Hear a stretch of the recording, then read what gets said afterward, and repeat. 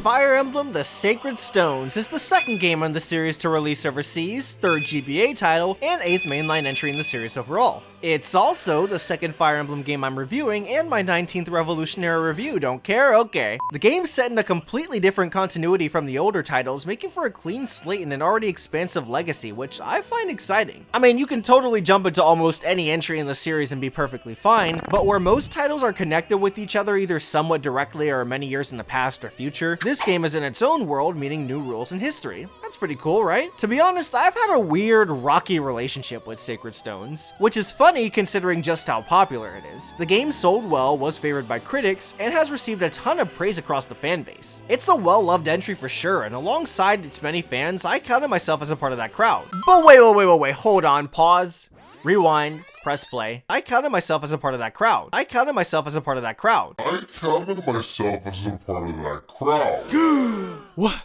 Past tense in my Fire Emblem review? Well, like I said, my relationship with this game has been weird and rocky. When I first played it, I loved it. As I kept playing it, I began to think that the game was more along the lines of being average in the context of the series. Shortly before this video, I was beginning to think this game was actually slightly below average. Not to say I hated the game, it's just that I wasn't finding much of a reason to go back to it when compared to so many other entries. Those of which with similar design choices to this one, mind you. Negative thoughts toward a Fire Emblem game that isn't artificially split into 3 parts for a minimum of $80? Sounds like it's high time to give this game another whirl. After all, it's a very different game than the last, with some going so far as to classify it as one that doesn't fall in line with the criteria of a tactical RPG. I have some thoughts on the subject as well, along with plenty of other things to say, as you can no doubt piece together by the runtime, so rather than stretch this intro out too much longer, let's just dive in. After playing both Erica and Ephraim's story hot off the heels of my gush fest of a review for Blazing Sword, my opinions on this game have become as clear as my list of DMs on Twitter. And I've gotta say, my final thoughts are not what I was expecting. I'm itching to tell you all exactly what I mean when I say all of this, so without any further ado, let's talk about it all in my revolutionary review for Fire Emblem The Sacred Stones.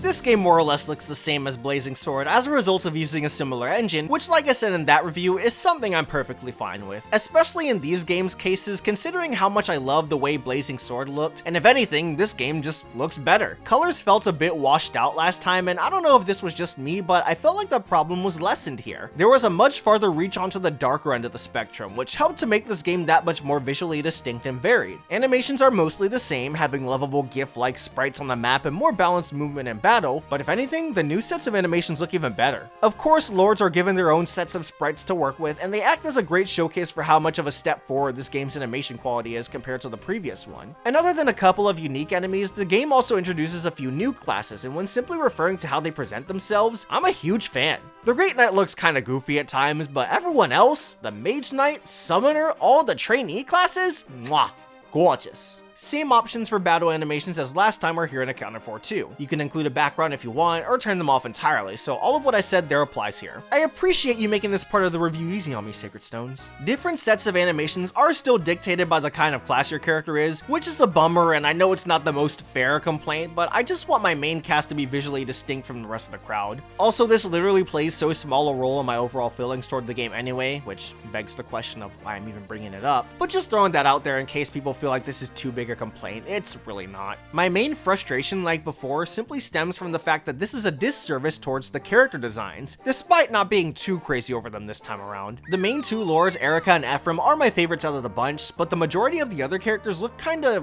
uninspired? That may sound a bit harsh, but for the most part, I felt indifferent to how the characters looked. The character portraits are about the same as last time, basically being good, but not having too wide a range to properly convey emotions in a lot of scenes, but for some reason, the computer-generated images have been taken away and only show up during the credits.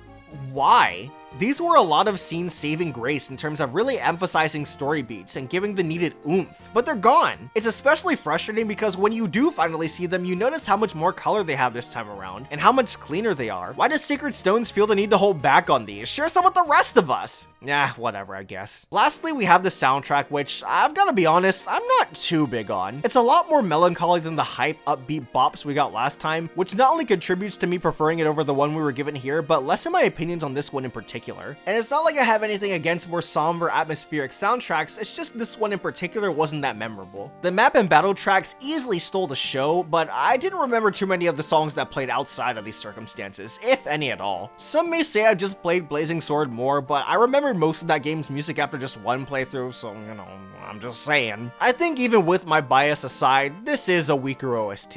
I spent a lot less time on the presentation because it's mostly the same as last time, but even still, I felt for every step this game takes forward in terms of how it presents itself, it takes another one back. Better animations, removal of special images for cutscenes, a wider color palette, less interesting character designs, more excellent songs surrounding combat, less interesting songs surrounding everything else. It's this back and forth that, while results may vary depending on what's more important to you, for me, resulted in this game's presentation being somewhere along the lines of average. Of course, like I continue to bring up, this section holds the least amount of weight, but interesting character designs, a memorable boppin' soundtrack, additional elements to heighten this game's storytelling, these are all nice extras, and it's a shame that while previous entries had stuff like this, Sacred Stones does not. But you know, previous games also had a good story. Well, it's debatable in some instances, but let's just assume they all do for the sake of keeping the flow. Can Sacred Stones relate?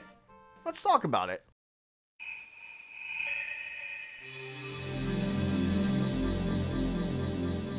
Alright, so last time we had a pretty fun tale that a lot of you don't like, and understandably so. When I take off my incredibly fashionable I'm biased glasses, I understand the complaints and frustrations. But like I said, I really don't care when it comes to Fire Emblem unless it's a dumpster fire constantly shoved in my face rather than simply letting me play the game. If a story's fairly competent, then I'm all good. And if it's not, then at least just make it short. How does Sacred Stone stack up? Well, let's give a synopsis before getting into all that. After all, what even is a Sacred Stone? The game takes place on the continent Magvel, hosting many different kingdoms that each house one of the 5 sacred stones. These were used a very, very long time ago to seal away the Demon King, and peace has prevailed over the different kingdoms ever since. However, we start off the game witnessing quite the opposite, as Renee, the kingdom that acts as home to our main lords Erica and Ephraim, is under attack by their neighboring kingdom Grotto, initiated by its Emperor Vigard. The two kingdoms were very close allies in the years leading up to this event, so the surprise attack had a very heavy emphasis on the surprise. Ephraim sets out to try and attack Grotto on his own, as well as potentially get some answers on why this happened, with Erica having to escape by the skin of her teeth when the castle was stormed, and her father killed as she makes her getaway. A ton is thrown onto Renee, the continent of Magvel, and the player at once. Kingdoms now have to decide where to pledge allegiance to in the Uprising War, monsters have suddenly been popping up all across the land, and Grotto is attempting to destroy all of the kingdom's sacred stones. There's a lot happening, but your goal, at least at surface level, is clear. Take care of Grotto for the sake of Magvel's well-being, and if possible, maybe also find out what the hell is going on? I mean, damn, talk about a harsh opening. One that on my very first playthrough years ago was a little overwhelming. I literally just got to know about this continent and the kingdom's names with barely any world building outside of these kingdoms hold a sacred stone. And then bam, we're thrown right into the conflict. This feels like a double-edged sword because I like to get familiar with the parties involved in a conflict before said conflict happens, as that gets me to become more invested, but at the same time, it really doesn't waste any moment in getting the player into the thick of things. That whole lack of world building comment though, it kinda applies to the entirety of the game, as I found Magvel to be a pretty underdeveloped setting. I don't know much about the common folks' lives or how these kingdoms really work in many instances. They just come across as hosts for this story to take place in, which I'm iffy about. Renee and Grotto were alright, but the other locations, not so much. It's strange though, because regardless of me feeling this way in hindsight, while in the moment I've never really found myself too indifferent towards any one location or group of characters that hail from the kingdoms that receive less focus, because the power struggles and dialogue that ensued as a result were so well done. There are a ton of fantastic scenes regarding soldiers from Grotto, for example, that showcase how much internal conflict there is throughout the territory. Some soldiers will blindly follow their emperor because that's just how they are, but many are hesitant to suddenly betray the kingdoms they've sworn to ally themselves with, which was super investing to say the least. This in turn leads to many interesting dynamics, as there will be characters who can start as enemies and turn into allies, with the opposite happening in some instances too. Well, I say some instances even though it only happened happen like one time, but still, it was an interesting case nevertheless. And I'm giving this conflict between Grotto and the entirety of Magva a lot more praise than I thought I would, because this game kind of features a story trope I've never been a fan of. This story trope is the reason why Grotto suddenly turned evil, so I won't say what it is due to spoilers, but those who played the game have an idea of what I'm talking about. This trope usually acts as a cheap way to stir up drama with little to no actual consequences because there tends to be an easy way out, and it's one of the biggest reasons why I don't like Grace's story, for example. So I was very happy to see it be done so well here. The more you learn about the decline of Grotto and how it got the way it did in Ephraim's story specifically, the more it all makes sense and you begin to appreciate how well developed it truly is. I just don't like how, as I just said, you find out this stuff in Ephraim's story. The two lords meet up during the 8th chapter since you've been following Erica almost exclusively so far, and you're given the choice to follow one of them for a bunch of chapters going forward. My first playthrough, I chose Erica since I thought I might as well stick with her and didn't find the major antagonist all that compelling as a result. Her route was more focused on allying the other kingdoms. Ephraim, on the other hand, takes the fight to Grotto, and as a result, you learn more. You do get the basic gist with Erica secondhand, but it's not nearly the same as learning it yourself. Thankfully, the game isn't that long, so I didn't mind playing both routes for the sake of the review, unlike, say, Exilia, where both routes are basically a 40-hour game in of themselves. Not to mention, the two characters here do meet back up a fair ways into the game, so you can even get away with making a separate save file when the split occurs and play this part of the game back to back if you want. It's very different from the Eliwood Hector story split, and I think it works for this game, and made me appreciate different story elements more than I would have just one time through. After the more character-driven narrative we were shown last time, I was surprised at the shift towards a more plot-driven quest. Playing this game immediately after Blazing Sword, it was quite refreshing to have something where the general plot and conflict were the driving force, not necessarily the different characters' personal journeys, despite me preferring that sort of thing. But I also believe it came at the cost of the stronger characterization seen in various other Fire Emblem entries. I not only don't care for most of the character designs, but I also don't care for most of the characters. This was something I was feeling for a while now, to the point where I could list off all the characters I actually gave a crap about. So let's see here. My original list of favorites included Erica,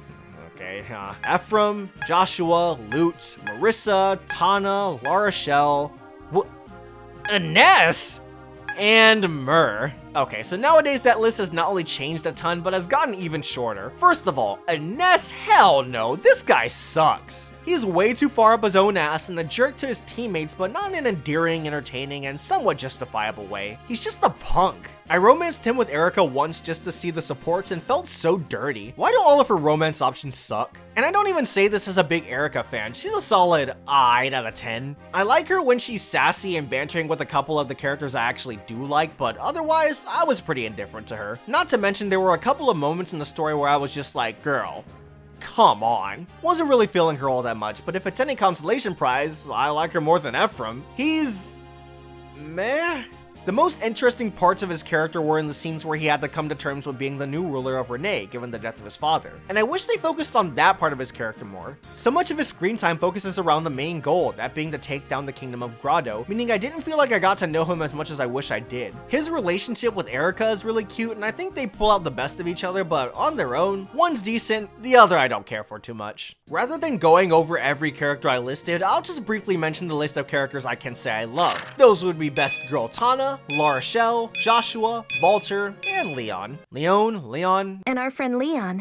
Not to say everyone outside of these few sucked, I just didn't find myself going ooga booga over them like I do a majority of the other game's casts. And this isn't due to a lack of screen time, because regardless of their scarce input in the main story scenes, that sort of thing's to be expected at this point. I forged my opinions of these characters based off of their support conversations, and I got a lot more than I was able to get in Blazing Sword this time around, while reading plenty of others online in addition. I just didn't find myself too invested in the cast. It's all subjective though, so more power to you if this is one you feel is among the strongest across the franchise. They just weren't doing it for me, either for a lack of interesting quirks or not having great chemistry with many other characters, making for a surprising step down not just from last time, but from the standard I expect out of this series. Yeah, well, the support conversations were pretty well written if anything. Not the ending though, that was kinda whatever. I liked a lot of the "where are they now" blurbs like I almost always do, but for the way the general story concludes, it's fine. Very sudden, somewhat forgettable in terms of the specifics, but fine. If anything, it says a lot about the overall pacing. The game thrusts you into the story right at the start and for the most part keeps that swift momentum going. But due to this intense, laser-focused approach, by the time it's all over with, the game's just like, alright, bye! There's not much to this game outside of the whole Grotto versus the world conflict. And to be fair, I don't mind this because I do not play Fire Emblem for the story. But I do enjoy a Fire Emblem story that's a lot of fun. Blazing Sword was fun. Other entries are fun in terms of their story. Sacred Stones is dark, involved, and ambitious, but not really fun. And that's fine, it doesn't have to be. You want to go for something with some beef to it? Alright, then give me a lot to think about regarding these more somber, almost depressing story beats. Make me relish in the hopeless feeling these characters are constantly plunged into. Make me understand why this continent is being torn apart as a result of Grotto's treachery. That's what I wanted anyway, if this is what the game would be going for, but it's not what I got. What I did get was something a bit undercooked and way too ambitious for its own good. There are a lot of interesting ideas and areas in which I think the narrative experience excels in, with some of those catching me off guard, as other games tend to struggle with similar ideas. But when I think back on everything else, I don't know, man. I didn't have that much fun with it. I didn't think it was all that well developed by the time it was all said and done. I wasn't big on much of anything the story did, even 2 times through. If anything, that second playthrough only cemented my feelings toward it, which is disappointing. It's okay, and for as hard as I felt the game tried to make me care, this stung a bit more than it normally would have because I didn't. In hindsight, I should have seen this coming because out of everything I remembered from this game, the story in its entirety was not one of those things. I think I've always found the narrative to be somewhat forgettable, and I can see why that is now. But at the same time, the gameplay could have taken up more space in my head because of how radically different it is, not just from the previous entry, but from a good chunk of the series overall. Also, there's, the fact that I play Fire Emblem for the gameplay, so I'm sure that played a hand in all this too. But enough alluding to it, let's dive into said gameplay already, shall we?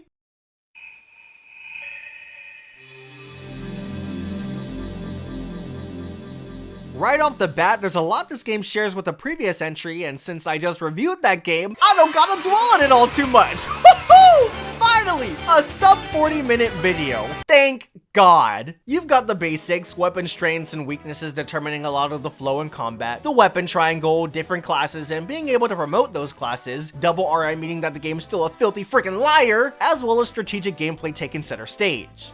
Kinda. Let's put a pin in that one. In terms of slight changes to these basic Fire Emblem mechanics, for starters, there are a couple of new classes added to the mix, like the Mage Knight and Trainee classes to give a few examples. Trainee classes are characters that act as a sort of stage 0 to the class chain. They start off super duper weak, but as a result can become ultimate life forms should you put in the time and effort to train them. Ross starts off pathetic, but eventually becomes busted as hell, and you bet your ass he earned a spot in one of my final parties. I used them all in my first playthrough just to kind of show them off and experiment a bit, but not in my second just to mix things up and maybe challenge myself a bit more. They really can be that good. The other new classes are just straight up badass. The Summoner has this busted ability to call upon this phantom attacker, and it's so cool. And the Wyvern Knight, whoa, is that a skill? Holy crap, they brought skills back, nice! Well, not exactly as they once were, they more so act like extra additions to particular classes like Wyvern Knight's Pierce skill and whatnot, but hey, it's cool, I'll take it. If anything, they factor in the decision making when deciding which class you want your units to promote to. Yeah, characters are no longer on a linear form of class progression, but have the options between 2 classes when promoting. Marissa starts as a Myrmidon, and that class would originally only be able to promote to the Swordmaster. This time, however, Myrmidons can promote to either the Swordmaster or Assassin class, adding another layer of customization and another element to switch up in subsequent playthroughs. It's a pretty neat step forward while not being as drastic as the eventual secondary seal, where you can, say, change Marissa from a Myrmidon into a mage, completely switching her playstyle and properties. I think that's a bit much, as a major part of Fire Emblem's replayability is using different characters in order to experience different playstyles, which in turn introduces you to more of the game's cast. This is a nice upgrade without sacrificing that mindset, you know what I mean? Of course you do, you always understand. Everything else is just about the same as last time, so you'd think that this is just a better Fire Emblem than the last one, right?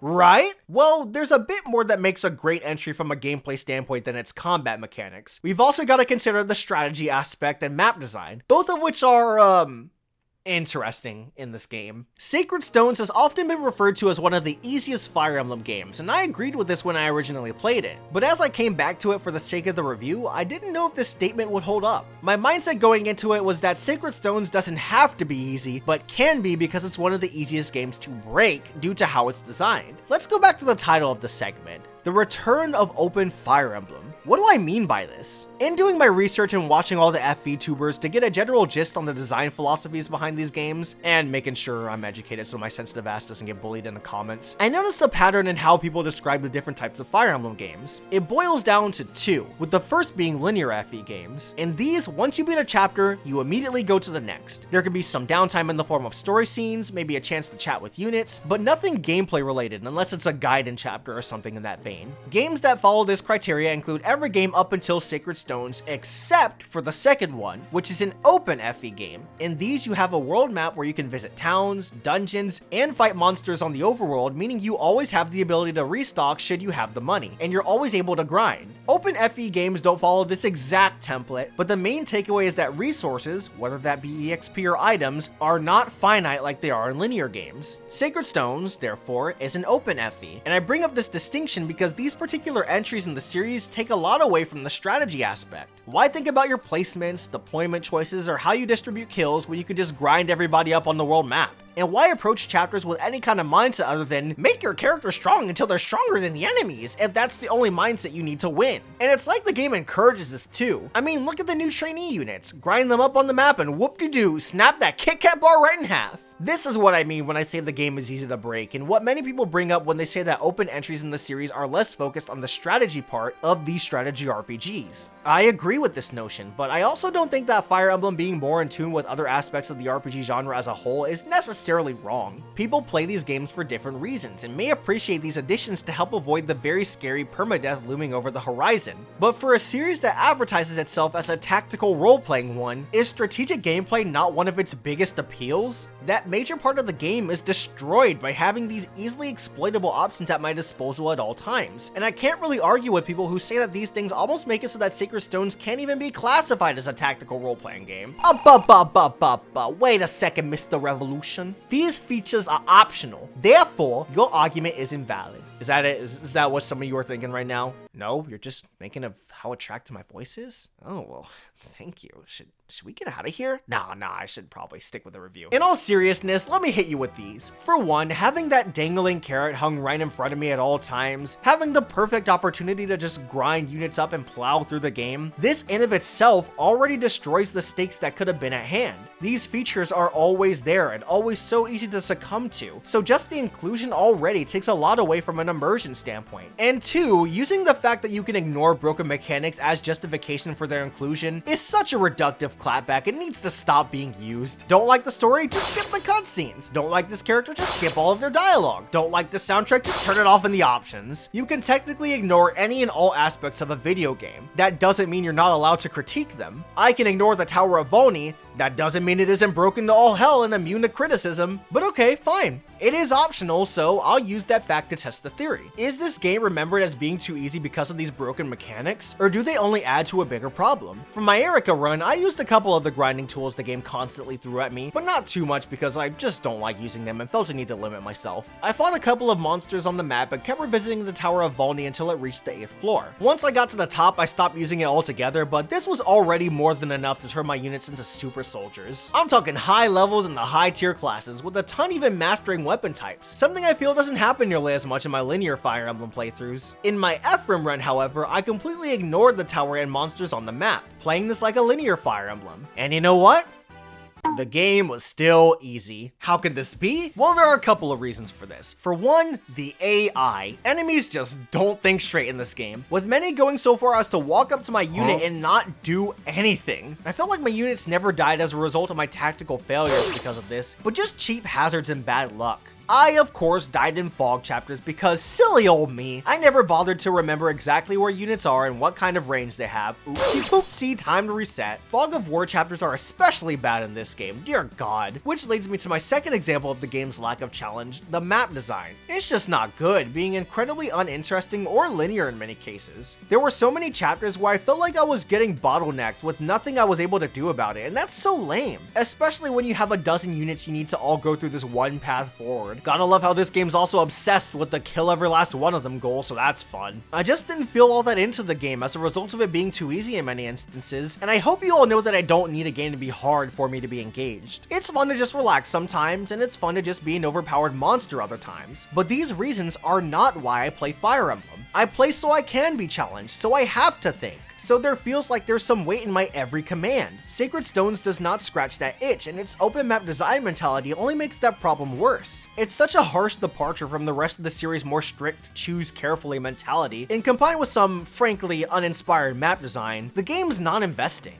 It was a little more fun in Ephraim's route because I wasn't so OP, but I still wasn't stretching my brain muscles or whatever, which in this series' case meant I wasn't having that much fun. But here's the strange thing about this game. These feelings against it started off off way stronger than where they ended up. I say this because the further I went into the game, the better it got. The last couple of chapters during the split were already a step up, with one on Erika's route even being my favorite in the whole game, but I felt that overall the game started featuring genuinely well-made maps once Erika and Ephraim met up. Of course, this is 3/4 of the way in, so it's a little late to be the game's saving grace or anything, but I gotta give credit where credit is due. Sacred Stones got pretty good around the end. But like I said, while all this is great, it couldn't save the game all that much because it was too little too late. Not to mention they were still pretty easy thanks to the AI, so you know, there's that. When playing this game and writing the review, I get where everyone's coming from. I get why people don't like the gameplay here. I get why people do like it. And I get that because of this, people can enjoy Fire Emblem's gameplay for multiple reasons. We see so many, or arguably all of the newer Fire Emblem games being more open ones, because there's an audience that enjoys putting the time and effort into making their units overpowered and blast through the game. This is a valid and arguably fun way to play Fire Emblem. I'll admit, there was a part of me that enjoyed seeing my units in Erika's playthrough be so damn strong as a result of my hard work. I'd go so far as to say I felt like the game was congratulating me for playing it in this way, as it was constantly encouraged over the playthrough. But when I played the game the way I wanted to, I wasn't given the amount of satisfying feedback as I was hoping, as the low difficulty made for a bit of a hollow feeling. So even though the game has options in terms of how you approach it, they are not equally given as satisfying a response back. You grind up your units? Great! Have all these uber powerful weapons to use and watch your character soar. You play through the game like a linear Fire Emblem?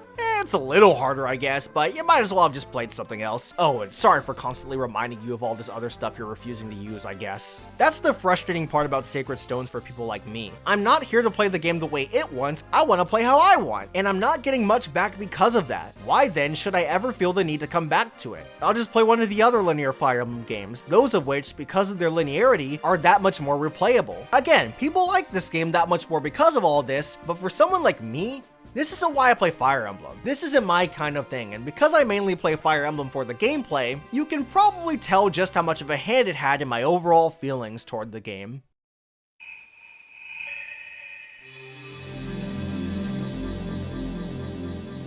These playthroughs for the review, if anything, were enlightening. There's a lot going for this game and a lot going against it, and when incorporating the many varying arguments for both sides, I ended up feeling pretty conflicted about it all. This may be surprising to some of you, but this was a very hard game for me to review. I rewrote the script a ton, changed my mind on a lot of things, went back and forth in some instances, blah blah blah tidal wave. But if anything, I can understand why my opinions on this game dropped as much as they did as time progressed. This was the third Fire Emblem game I ever played, so I was still forming an opinion on the series as a whole and hadn't fully determined why I play these games. As I played more, however, I did come to an understanding of why I love Fire Emblem, why I play Fire Emblem. The large-scale conflicts and how they translate to gameplay, the grit-your-teeth difficulty that makes me care about these characters on a deeper level than normal, promoting skill mastery through strategic gameplay, that's why I play Fire Emblem. The limited resources, inability to grind, and weighing my options when it comes to characters permanently dying, these are all major features that make my favorite entries what they are. And wouldn't you know it, these are all features that Sacred Stones lacks. I believe that open FE games can find a middle ground with the linear ones, and I'd argue that this is something they've reached in a few of the newer entries, meaning my problem isn't with open Fire Emblem as a whole. My problems lie in this game, as it's one that just isn't for me. But you know what?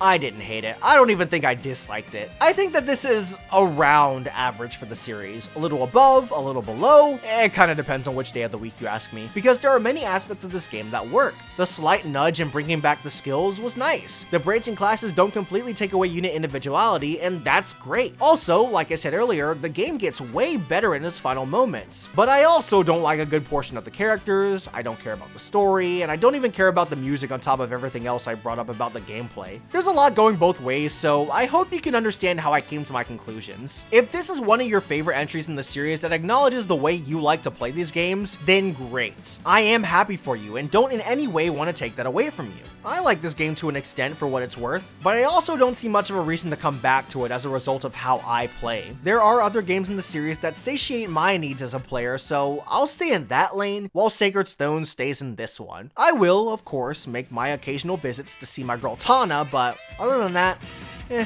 I think I'll be alright.